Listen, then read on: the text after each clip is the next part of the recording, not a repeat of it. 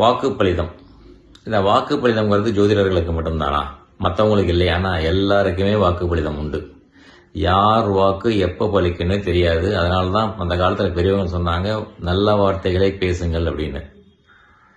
இதுக்கு ஒரு உதாரணம் சொல்லணும்னா, ஒரு 20 வருடத்துக்கு முன்னாடி, 22 வருஷம் இருக்கும் முன்னாடி, ஒரு ஃபங்க்ஷனுக்கு போயிருந்தேன். அங்கே தெரிஞ்ச ஒரு அம்மா இருந்தாங்க. அவங்களுக்கு ஒரு பையன் 30 வயசாகி கல்யாணம் ஆகாம இருந்தது.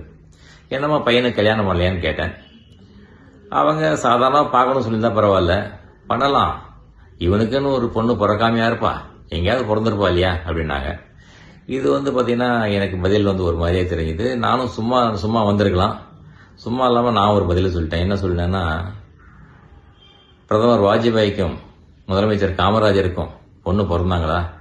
பிறக்கவே இல்லையே, கடைசி வரைக்கும் பிரம்மச்சரியா தானே இருந்தாங்க, கல்யாணம் ஆகாம தானே இருந்தாங்க அப்படின்னு சொல்லிட்டு வந்துட்டேன். அதை நினச்சி இப்போ வருத்தப்படுறேன். ஏன்னா அந்த பையனுக்கு 52 வயசு, அது இன்னும் அந்த பையனுக்கு கல்யாணமே ஆகலை. என்னுடைய வாக்கு பலிச்சிருக்கு. இப்போ ஜோதிடம் கற்றுட்ட பின்னால தான் பார்க்குறேன், என் ஜாதகத்தை எடுத்து பார்த்தா 2ஆம் இடத்துல சனியும் ராகுவும், அதை அதே மாதிரி 2ஆம் அதிபதி செவ்வாய், அதை குரு பார்க்குறாரு. 2ஆம் இடத்த புதனும் கேதுவும் பார்க்குறாங்க. ஸோ ஜோதிடம் கற்றுக்கொள்வதற்கான அமைப்பும் வாக்கு பலிதமான அமைப்பும் உண்டு. அதுலேயும் பார்த்தீங்கன்னா சனி ராகு பாவகிரகங்கள் இருக்காங்க. குரு பகவான் தான் நல்லது பலிக்கும், பாவகிரகம் தான் பார்த்தா கெட்டது உடனே பலிக்கும் இல்லையா? ஸோ நான் சொன்ன அந்த கெடுதலான வார்த்தை பலித்து விட்டது. அதனால் யாருடைய வாக்கு எப்போ பலிக்கும்னே தெரியாது. அதனால தான் சொல்லுவாங்க, யார் வாயிலையும் விழக்கூடாது அப்படின்ட்டு. இது சரியான வார்த்தை தானே?